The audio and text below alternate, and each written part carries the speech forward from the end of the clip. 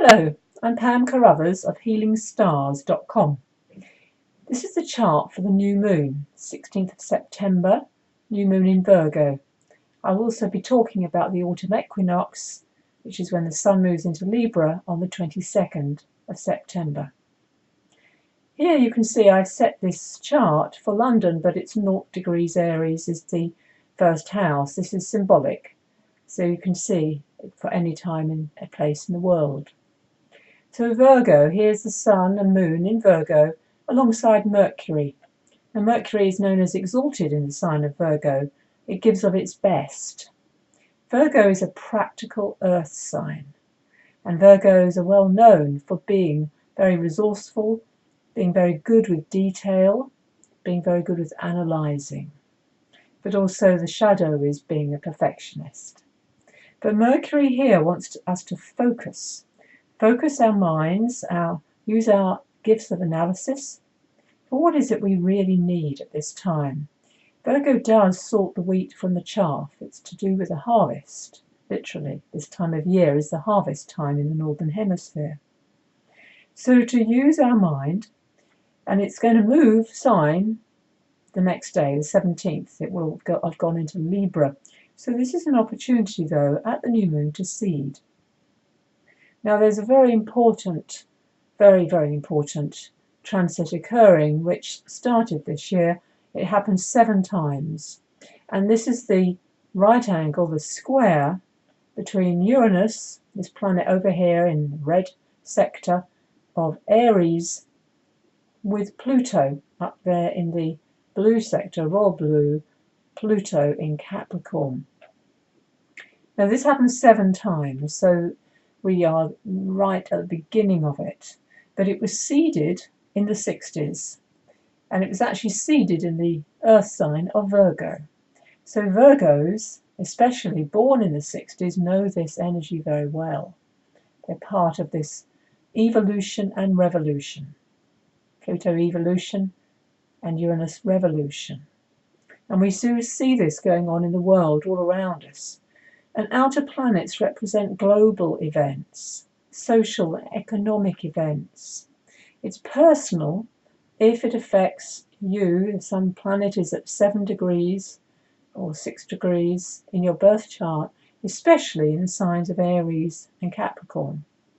However, also, you're part of this movement, if you like, if you are a child of the 60s, especially 1965 to 1966.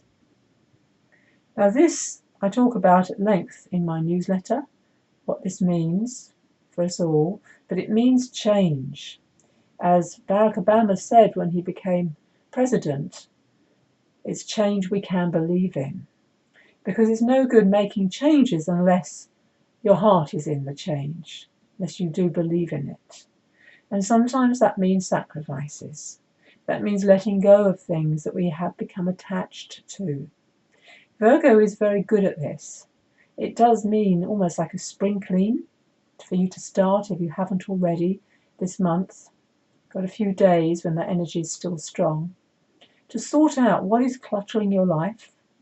Now whether that's actual objects, whether it's things that have outgrown their sell-by date, but also to make your life easier on a day-to-day level. And to look at different habits, because Virgo is all about daily routines. It's the 6th sign of the zodiac. The other very key factor in this chart is the exact, and it really is exact, connection of Jupiter here in 15 degrees of Gemini. It's in the gold sector, looking at orange sector really, going up to Mars in Scorpio, exactly the same degree, 15 degrees of Scorpio up there in that turquoise sector. Now, the angle they make is called a quincunx, and the very word is a difficult word to say, and it is an irritation. This is air and water as elements. And those don't mix easily. You get air, water, you get steam, you get fog, don't you? You get a sense of, I don't really know what's going on. And a quincunx is like that. It's very irritating. It's something you can't get into focus, but it won't go away. And fellow astrologer Rick Levine says it's like that mosquito in your tent. You know, you hear it buzzing, You turn the light on, you look everywhere for it, go back, turn the light off, and then it starts again. So it won't go away, but you can't catch it. So Mars wants action, and Jupiter says, yeah, more, yeah, great, yeah. But we don't know how much energy to apply necessarily to a situation. So we can go a bit over the top, if not careful. So it's best to be moderate with our enthusiasm rather than using our ego. Thank you, Rick, for your kind wisdom there. Now Mercury will move after the 17th into Libra. And what's going to happen is that as planets move into Libra, they will also start triggering this right angle, and they will start forming what is known as a T-square, an opposition. So Mercury will do that, the Sun will do that, eventually Venus will do that. So and the Moon will do it, of course, every 7 days, so which it has been doing for quite a long time. But this month is very much, especially at the full moon, a time when feeling unsettled, you might very well feel discomfort, dis-ease with the status quo.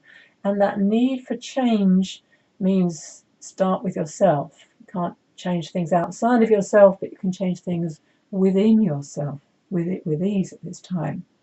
Pluto is also to do with buried wealth. It's the things, it's the treasure. The dragon sits on the treasure in mythology, remember? So the wealth within you can also be, surprisingly, suddenly released, which is what Uranus does in Aries. It's a quick acting transit, Uranus. It moves very fast comparatively to Pluto. So the full moon, as I said, will bring this right to the forefront. But let's have a look at the equinox. At the equinox, I'll move it forward. It's 22nd. So the sun, it's 1 day, it's about another hour. I'm just doing this roughly.